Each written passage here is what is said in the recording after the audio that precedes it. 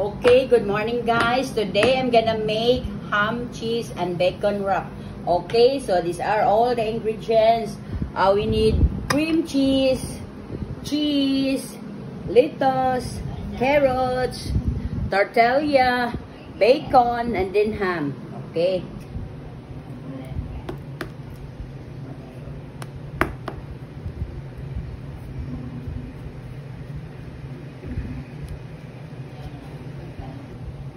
Okay, lettuce first. Diara na ito nga. Ano, like that. And then ham. And then this one.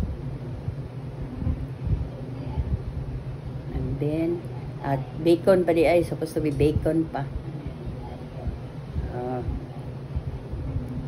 Bacon. And then cheese.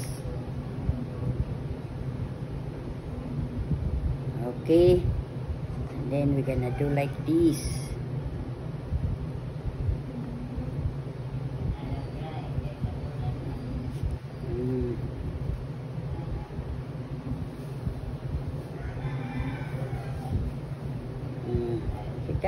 We're gonna slice it, guys.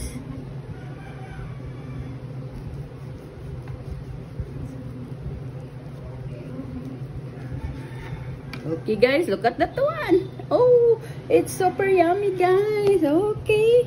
Okay, we're gonna put it here.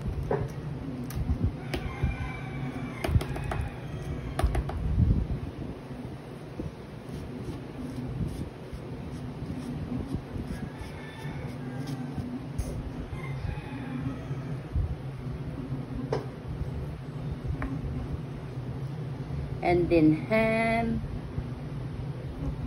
And then carrots. Maybe we just put cheese first and then bacon. Okay. And then bacon on top. It's super.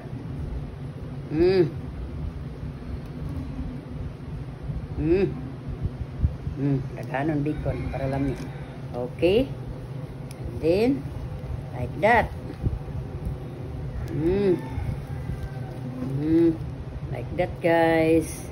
You're gonna do like that, and then like that, and then you're gonna slice it into two.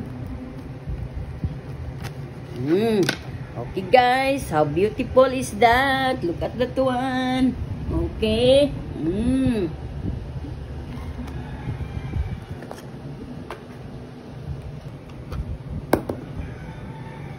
Okay guys, so this is cream cheese.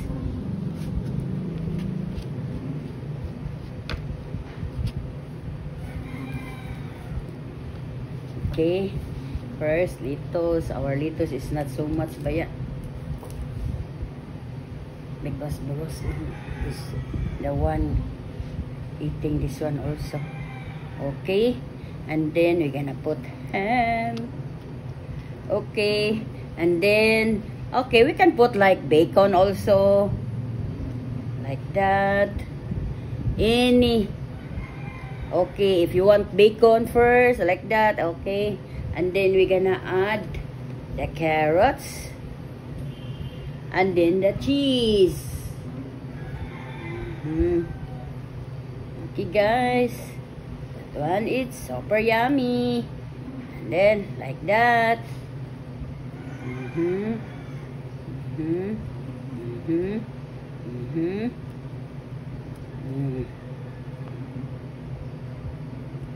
Okay guys, look at that one.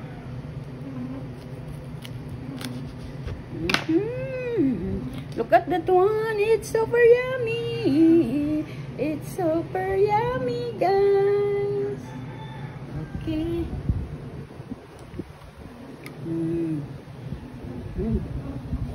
Okay guys, it's done. Look at that one. It's super yummy. And now it's tasting time. Okay, I want my kuan will taste. Okay, so we taste the two of us. Okay.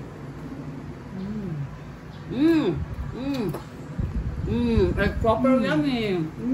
It's very fresh guys. You can dip in a ketchup, any kinds of dipping sauce. Super yummy.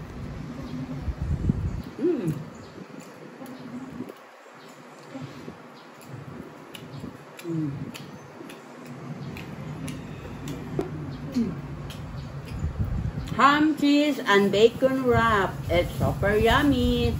Thank you for see you tomorrow for another recipe.